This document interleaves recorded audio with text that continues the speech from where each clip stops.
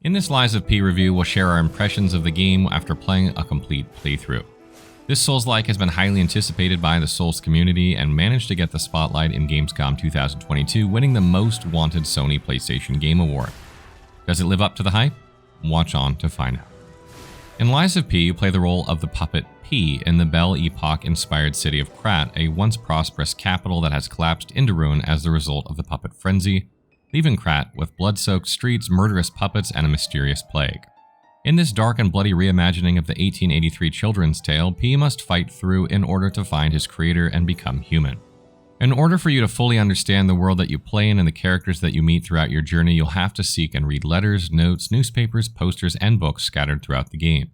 Similar to the Dark Souls series, item descriptions and dialogues with NPCs will give more exposition behind the lore of the land. However, unlike the Souls series, the story can be experienced and understood without having to find and put in the effort of reading every item description that you find.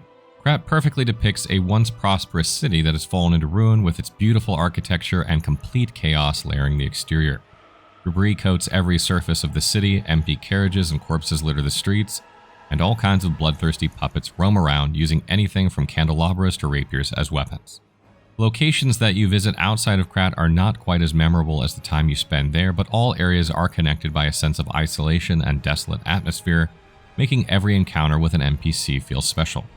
Overall, the story of Lies of P successfully engages players with a fresh take on a classic theme, but unfortunately does not deliver completely and stumbles over the finish line, so it's definitely not the strongest point of the game. As expected from a Souls-like, Lies of P excels in its gameplay, meshing the now familiar mechanics with different combat systems that give the gameplay further depth. But does it differ from other Souls-likes enough to be interesting? Lies of P is divided into different areas with multiple checkpoints. You finish the area by killing a boss, then go back to Hotel Krat and continue to the next area.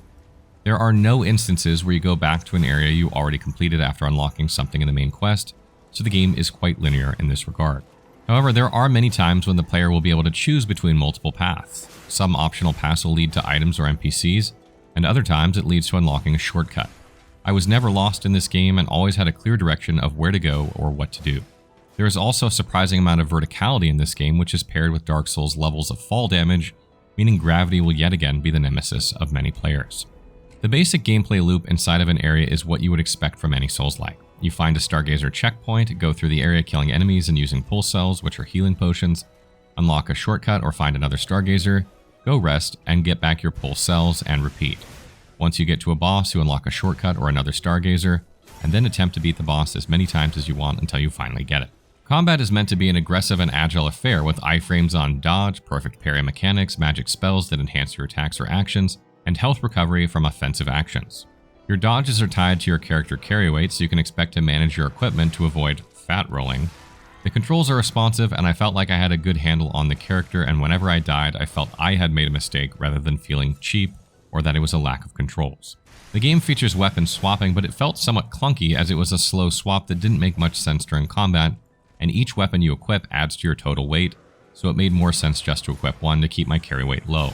In terms of enemies, there is a decent range of enemies for you to discover and learn as you play the game, but it will sometimes feel like you're facing the same 3 to 4 easy enemies when you aren't fighting mini bosses or bosses. Enemies do have unique movesets and weaknesses, so you can test your skills versus different kinds of foes that will attack you in different ways. A sore point for some hardcore fans may be the encouragement of utilizing specters in the game, which are AI that help in a boss fight. You're never forced to use them, but one boss fight in particular feels impossible to beat without it. Overall, the combat of the game goes past what is expected of the standard Souls-like formula and gives players a huge amount of freedom to build whatever they want.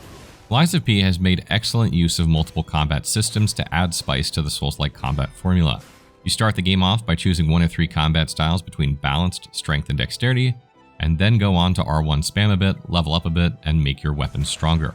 This is where Lies of P applies its own twist. Not only are there 30 plus weapons in the game, but most of them have blade and handle components, with each having a unique fable art or special ability bound to them. You can disassemble these 2 parts and assemble different weapon parts together to create any weapon you wish. The weapon's blade will determine its overall damage and will be upgradable, and the handle will influence the combat pattern and stat scaling of the weapon. You can make any kind of ridiculous combination, like a giant hacksaw blade on a tiny rapier handle or a chef's knife on a massive pipe wrench. I found myself spending hours testing all different kinds of combinations to find the perfect weapon for my playstyle, which I was able to carry over for my entire playthrough. This mix and match system is truly a lot of fun and opens up an abundance of possibilities for builds that may feel overwhelming at first, but you will open up once you begin to understand the things you want in your weapon. Another important but not as successful system that adds to the combat is Legion arms. This is like Sekiro's prosthetic arm, and it allows you to swap your arm out and gain specific combat abilities. I was honestly a bit disappointed with the options of Legion's arms, and I never really found myself relying on them for anything. I tried every single one, but the one that felt the most powerful ended up being the beginning arm puppet string, which felt anticlimactic. However, I can definitely see some players being able to master this system and utilize it a bit more efficiently than I did. Lastly, build customization is wrapped up with the P-Organ system. The build depth, when you combine this feature with the weapon assembling feature, is amazing. The amount of upgrades P can get to his combat through this system makes you feel in full control of what kind of playstyle you want to have. You will generally feel a sense of progression and empowerment as you progress through the story and this system. Graphically, Lies of P delivers a polished product with solid visual fidelity that is pleasing to the eye. The game runs on Unreal Engine 4 and it had good performance on my 3090 while also using an AMD Ryzen 9 5950X, with a solid 200 FPS at 1440p on the best quality setting that never dropped below about 150 FPS. I did have a few crashes here and there during important boss fights or cutscenes around 5 times in the 35-hour playthrough, but I also encountered no bugs. The game's art style is satisfying and the design of enemies felt well suited for the world and atmosphere. Weapons have a wide range of interesting attack patterns and animations, and the perfect guard mechanic feels amazing to pull off. There's also good environmental variety, and the levels take you to different biomes, including, of course, a poison swamp. The voice acting is mostly good. I very much enjoyed most of the cast, but there was one NPC that got on my nerves and it felt off-putting.